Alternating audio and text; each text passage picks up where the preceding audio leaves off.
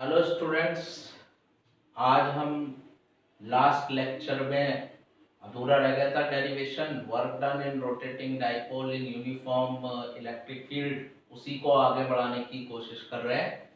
तो याद करें आप कि यूनिफॉर्म फील्ड किससे रिप्रेजेंट करते थे? याद आया? पैरेलल और इक्विडिस्टेंट फील्ड लाइंस, ये क्या रिप्रेजेंट करती हैं आपको? Uniform field.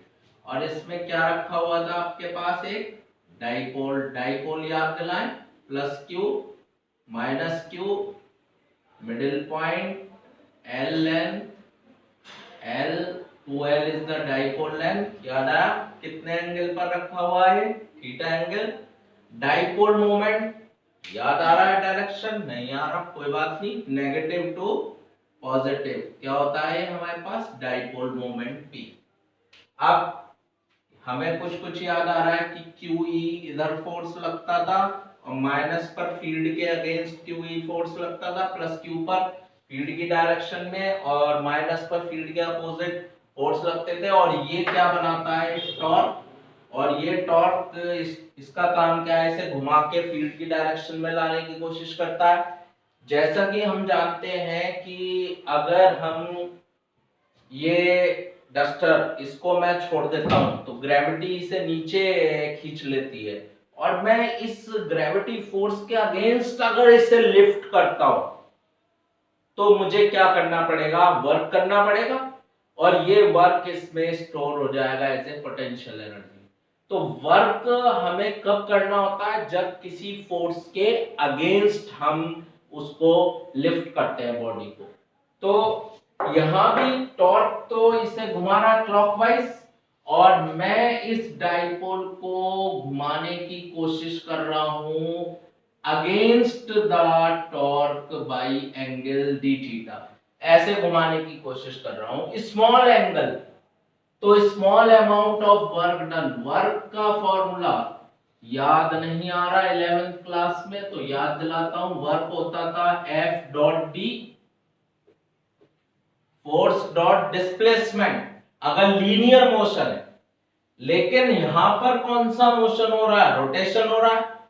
तो फिर आपके पास वर्क क्या फॉर्मूला? फोर्स की जगह क्या रिप्लेस करेंगे? टॉर्क। और लीनियर डिस्प्लेसमेंट की जगह क्या आप करेंगे? Angular displacement. तो वर्क का फॉर्मूला होगा टॉर्क इनटू एंगुलर डिस्प्लेसमेंट। अब आप यहां देखिए, स्मॉल एंगल से आपने डिस्प्लेसमेंट किया है तो small amount of work done होगा। कितना होगा? Torque into small displacement D theta. समझ में आया?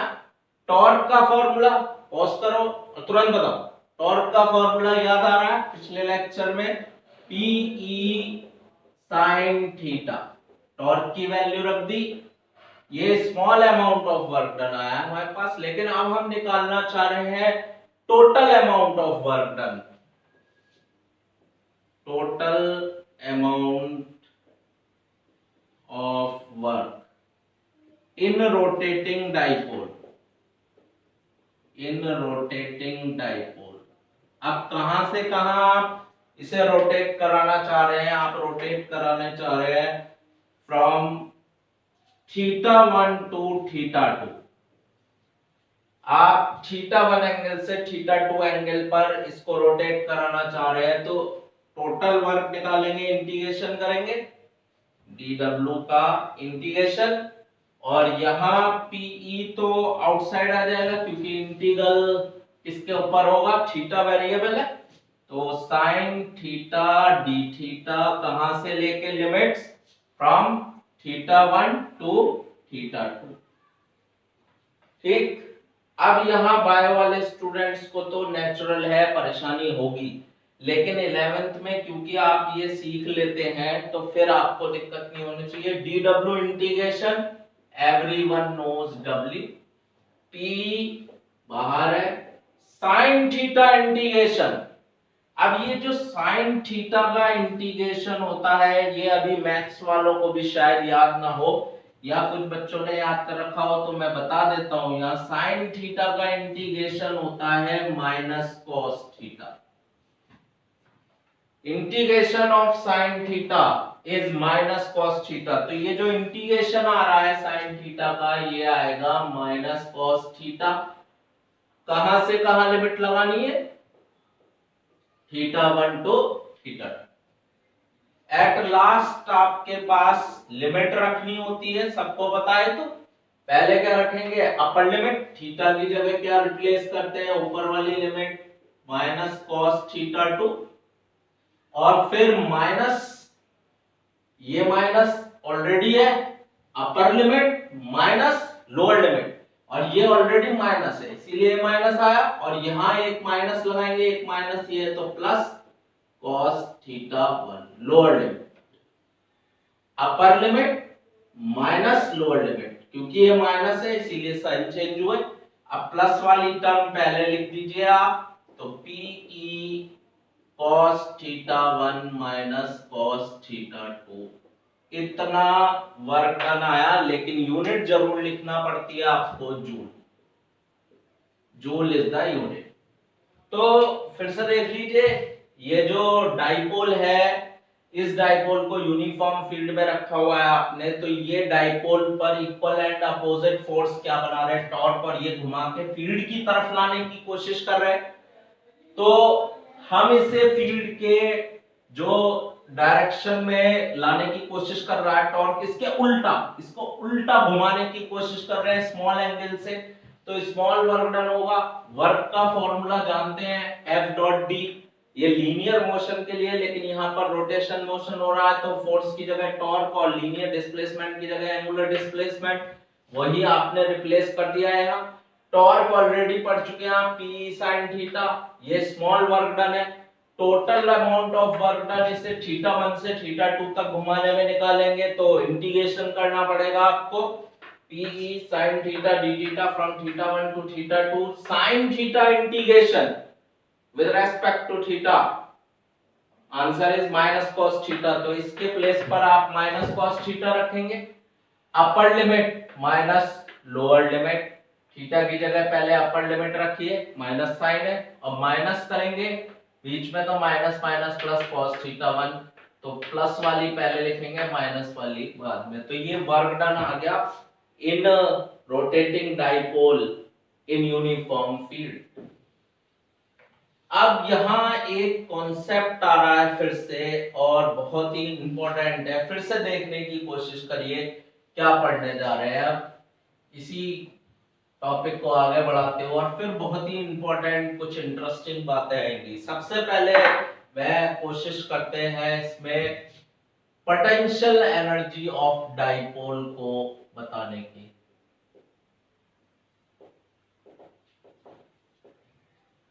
अब potential energy of dipole in uniform field, ठीक,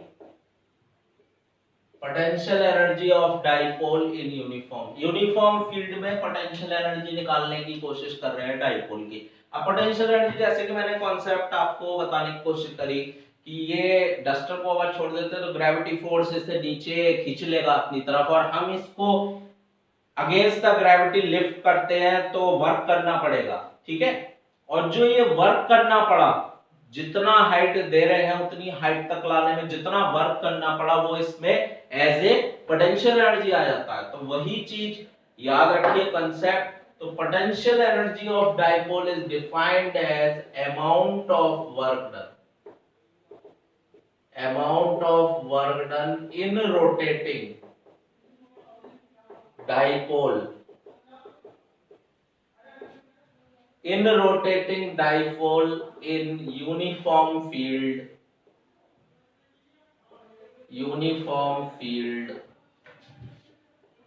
from theta 190 to theta 2 theta। अब आप सोचेंगे ये क्या बोल रहा हूं मैं, ये वर्क डन आपने निकाला। अब जब हमने इसको अगेंस्ट द टॉर्क घुमाया तो इतना वर्क किया। अब हम अमाउंट पोटेंशियल एनर्जी डिफाइन कर रहे हैं, तो ये कैसे डिफाइन कर रहा हूं मैं? Amount of work done in rotating dipole in uniform field from theta 190। Theta 190 ही क्यों लिया? अगर आपको याद हो, ये फील्ड लाइंस है, और अगर डाइपोल ऐसे हो गया परपेंडिकुलर टू इलेक्ट्रिक फील्ड, तो इस पर मैक्सिमम टॉर्क लगेगा। याद करिए मैक्सिमम टॉर्क बताया था प्रीवियस लेक्चर में कि आपके पास जब डाइपोल फील्ड के परपेंडिकुलर होता है तो उस पर क्या लगता है, मैक्सिमम टॉर्क। इसीलिए हमने लिया थीटा 190। जब थीटा 90 होगा तब इस पर मैक्सिमम टॉर्क लगेगा और उससे किसी भी एंगल पर अगर घुमाए तो जितना वर्क करना पड़ेगा वो ही इसमें एज ए पोटेंशियल एनर्जी की फॉर्म में स्टोर हो जाएगा। अब ये जो वर्क का फॉर्मूला आया था आपके पास, इस वर्क के फॉर्मूले में थीटा 1 कितना रख लेंगे आप, 90, और थीटा 2 कोई भी एंगल। अब ये जो वर्क है यही तो पोटेंशियल एनर्जी की फॉर्म में स्टोर हो जाएगा। cos 90 कितना होता है, 0 cos थीटा, ये टर्म कितनी आ गई आपके पास, माइनस PE cos थीटा। अब ये बताने की जरूरत नहीं है, आप सब लोगों को पता होना चाहिए कि A डॉट B नहीं पता, नहीं याद आ रहा, कोई बात नहीं। आपको अगर नहीं याद आ रहा है तो कोई प्रॉब्लम नहीं है, क्योंकि 11th क्लास में पढ़ा हुआ, भूल गए होंगे, मैं याद दिलाता हूं। A डॉट B, अब याद आया, A डॉट B को क्या लिख सकते हैं, A magnitude B magnitude cos theta, what is theta, angle between A and B। तो फिर यहाँ PE cos थीटा को भी मैं लिख सकता हूं माइनस P डॉट E। अरे भाई डाइपोल मोमेंट क्या है, वेक्टर, इलेक्ट्रिक फील्ड भी क्या था, वेक्टर, और थीटा क्या है, डाइपोल मोमेंट और इलेक्ट्रिक फील्ड के बीच में एंगल। तो मैं इसे लिख सकता हूं माइनस P डॉट E इतने जूल।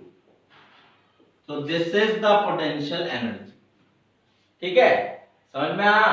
आपने 90 डिग्री पर अगर डाइपोल है तो 90 डिग्री से किसी भी एंगल पर घुमाने में जो वर्क करना पड़ेगा उसी वर्क को आप क्या कह रहे हैं, potential energy stored in dipole in uniform field. आप ध्यान दीजिएगा, अब थोड़ी सी इसमें कंसेप्ट है और बोर्ड में बहुत आता है ये, तो ये हटा देते हैं और सीखने की कोशिश करते हैं। दो टर्म बहुत ही इंपॉर्टेंट है और वो हमेशा बोर्ड में क्वेश्चन आता रहता है, और स्टेबल इक्विलिब्रियम, स्टेबल इक्विलिब्रियम। अब याद करिए स्टेबल और अनस्टेबल इक्विलिब्रियम, फिर से 11th क्लास का कॉन्सेप्ट है स्टेबल और अनस्टेबल इक्विलिब्रियम। अगर मैं इसको ऐसे वर्टिकली खड़ा करता हूं और इसको जरा सा टिकल करता हूं तो ये घूम जाता है, यानी अनस्टेबल है। और इसको अगर ऐसे रखता हूं हॉरिजॉन्टल, तब थोड़ा पुश करता हूं तब ये गिरेगा नहीं, टम्बलिंग नहीं होगी, तो हम कह सकते हैं इसको स्टेबल। तो अनस्टेबल और स्टेबल इक्विलिब्रियम में डिफरेंस समझिए। अब बच्चे रट लेते हैं लेकिन रटने से काम नहीं चलेगा, यहां पर समझना पड़ेगा। स्टेबल कौन होता है, अच्छा बताइए। जो आप क्लास में है और क्लास में जो बच्चा बहुत ज्यादा शरारती होता है, टीचर पढ़ा रहा है और वो कभी इधर कभी उधर कभी डिस्टर्ब कर रहा है क्लास को, इसका मतलब क्या है, उसके अंदर एनर्जी बहुत ज्यादा है, वो स्टेबल नहीं हो पा रहा। और एक बच्चा फोकस होकर पढ़ रहा है चुपचाप, किसी को डिस्टर्ब नहीं कर रहा, चुपचाप कंसंट्रेट कर रहा है, यार कहते हैं उसमें एनर्जी कम है, वो चुपचाप बैठा होगा। एक तरह से, इस तरह समझिए। तो स्टेबल इक्विलिब्रियम और अनस्टेबल इक्विलिब्रियम को समझाने की कोशिश करते हैं। ये डाइपोल का जो फील्ड में रखा हुआ था, इस पर टॉर्क लग रहा था, ये तो सब आप जान चुके हैं। अब ये जो टॉर्क लग रहा था इसका काम क्या था, ये बताइए। इसका काम था फील्ड के अलोंग लाना, इस डाइपोल को घुमा के फील्ड की तरफ लाने की कोशिश कर रहा था, कर रहा है। तो सबसे पहले अगर हम देखते हैं, अगर थीटा 0 डिग्री हो गया, थीटा 0 डिग्री होने का क्या मतलब है, ये डाइपोल किस तरफ आ गया, फील्ड के अलोंग।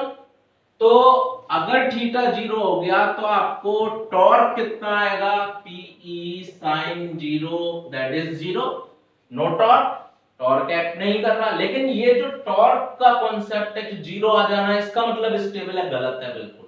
क्योंकि इसका जो अब देखेंगे energy part, what will be energy in this position, PE cos 0, और cos 0 कितना होता है 1, यानी कितनी आ गई इसकी energy, PE minus P negative, that is minimum. अब इस बात को पकड़ लीजिए आप, यही कॉन्सेप्ट है कि टॉर्क तो जीरो है, ठीक है, टॉर्क अभी दूसरे केस में भी जीरो होगा, लेकिन इससे डिसाइड नहीं होगा स्टेबिलिटी इसकी स्टेबिलिटी डिसाइड होगी पोटेंशियल एनर्जी। जो पोटेंशियल एनर्जी है थीटा जीरो होने में, यानी थीटा जीरो कैसे आप बताने जा रहे हैं, थीटा जीरो का क्या मतलब है? थीटा जीरो का मतलब है डाइपोल मोमेंट और इलेक्ट्रिक फील्ड दोनों ही एक ही डायरेक्शन में है। इसका मतलब थीटा जीरो है, ये माइनस क्यू ये प्लस क्यू, डाइपोल मोमेंट कहां से कहां नेगेटिव टू पॉजिटिव और इलेक्ट्रिक फील्ड भी इधर ही है, तो थीटा कितना हो गया? जीरो हो गया। इस केस में टॉर्क जीरो होगा, पोटेंशियल एनर्जी नेगेटिव होगी, दैट इज मिनिमम, इसीलिए इसको क्या कह रहे हैं?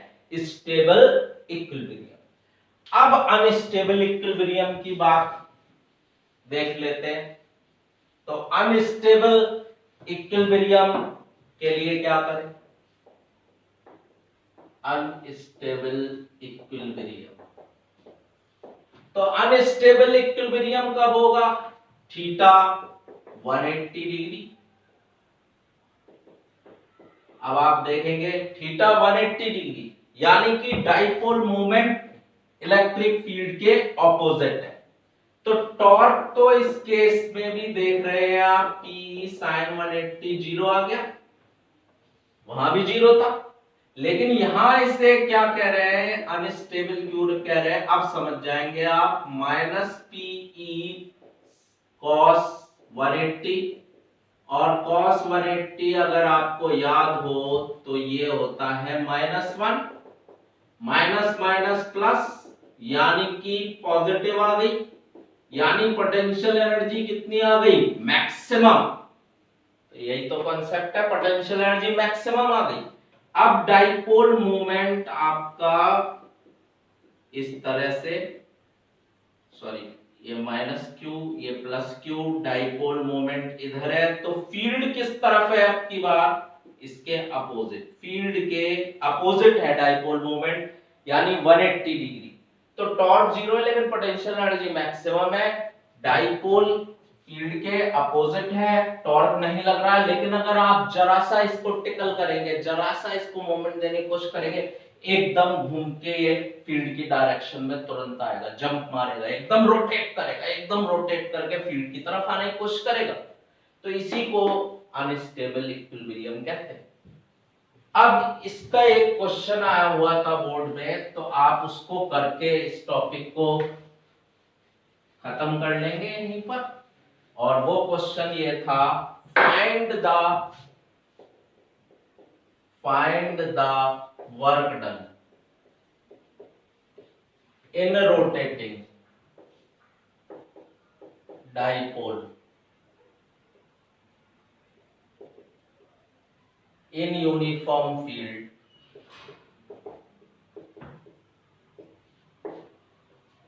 from stable to unstable equilibrium। ये क्वेश्चन था भाई।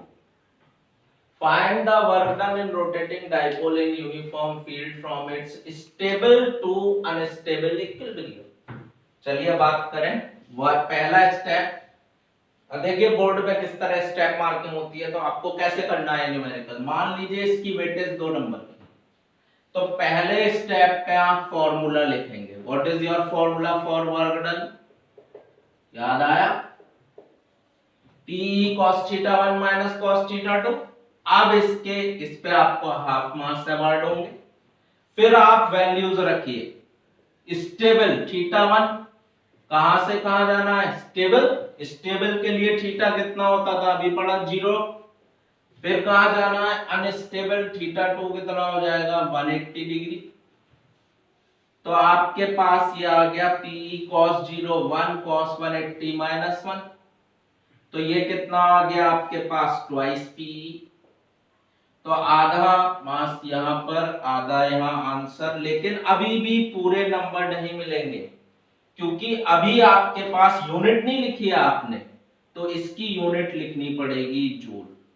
आधा नंबर इसका होता है। तो इस तरह स्टेप मार्किंग होगी, 2 नंबर आपको अवार्ड होंगे। तो न्यूमेरिकल में सबसे पहले फॉर्मूला यूज्ड, फिर आप उसमें वैल्यूज रखेंगे, लास्ट में आंसर देता है। Thank you.